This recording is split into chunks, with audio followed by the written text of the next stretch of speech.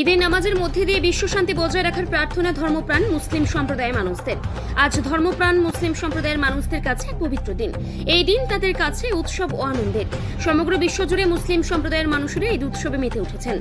সমগ্র ভারত তথা পশ্চিমবঙ্গেও পরম আনন্দের সহিত উদযাপিত হচ্ছে ঈদ উৎসব। সকালে নামাজের মধ্যে দিয়ে শুরু হয় উৎসবের সূচনা। দীর্ঘ 29 দিন রোজা রাখার পর আসে এই পবিত্র ঈদের দিন। উত্তর 24 পরগনার বনগাঁ থানার গায়েনপুর এলাকায় ধর্মপ্রাণ মুসলিম সম্প্রদায়ের মানুষেরা ঈদের নামাজের মধ্যে দিয়ে বিশ্ব শান্তি বজায় রাখার প্রার্থনা করলেন। সোমবার সকালে নিয়ম মেনে নামাজ শুরু হয় গায়েনপুর গ্রামে। এলাকার ধর্মপ্রাণ মুসলিম সম্প্রদায়ের মানুষেরা ঈদের নামাজে অংশ নেন। শান্তির দূত পায়রাকে মুক্ত আকাশে উড়িয়ে দিয়ে শান্তির বাণী ছড়িয়ে দেন মসজিদের ইমাম সাহেব। তারপর শুরু হয় ঈদের নামাজ। নামাজের মধ্যে দিয়ে বিশ্ব শান্তি বজায় থাকা, যুদ্ধবিরতি, সাম্প্রদায়িক সম্প্রীতি সহ বিভিন্ন বিষয়ে প্রার্থনা সারেন ধর্মপ্রাণ মুসলিম সম্প্রদায়ের মানুষরা।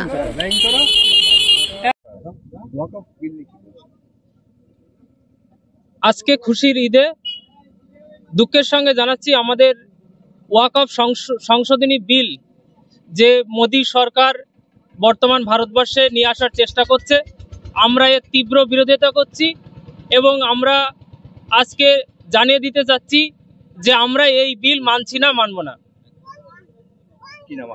আমার নাম ইমরুল মন্ডল, গায়েনপুর।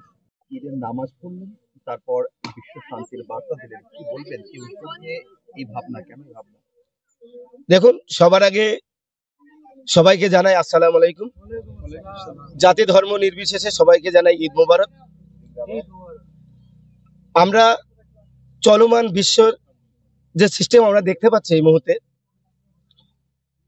বিশেষ করে আমাদের দেশে বিভিন্ন রাজ্য, বিভিন্ন জায়গায় বিভিন্ন ইস্যু নিয়ে সাম্প্রদায়িক একটা গন্ডগোলের বাতাবরণ তৈরি হয়েছে, যা ভারতবর্ষ স্বাধীন হওয়ার পরের থেকে এত পরিমাণে কখনো আমরা বুঝিনি বা আমরা এখনো আমাদের পূর্বপুরুষদের কাছে শুনিনি।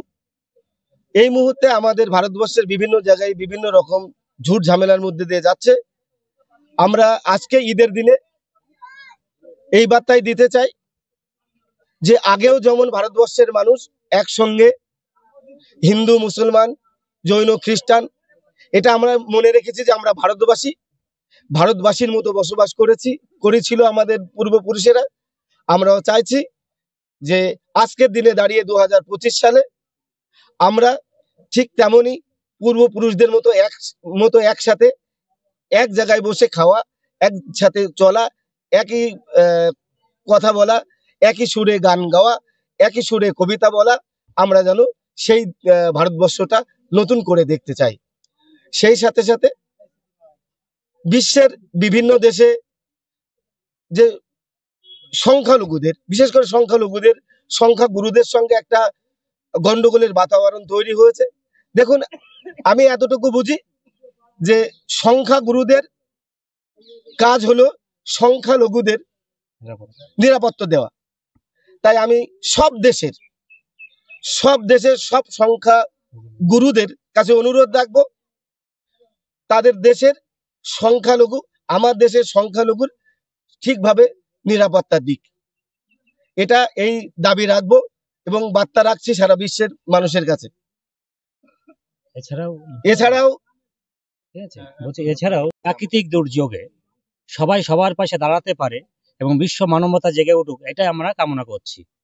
ঠিক আছে, এটাই আমরা পৃথিবীতে ছড়িয়ে দিতে চাইছি যে পৃথিবীর সবাই ভ্রাতৃত্ব বজায় থাকুক, বিশ্ব শান্তি বজায় থাকুক, এই প্রার্থনা দেখে আপনারা করলেন, কি বলবেন এই বিষয়ে?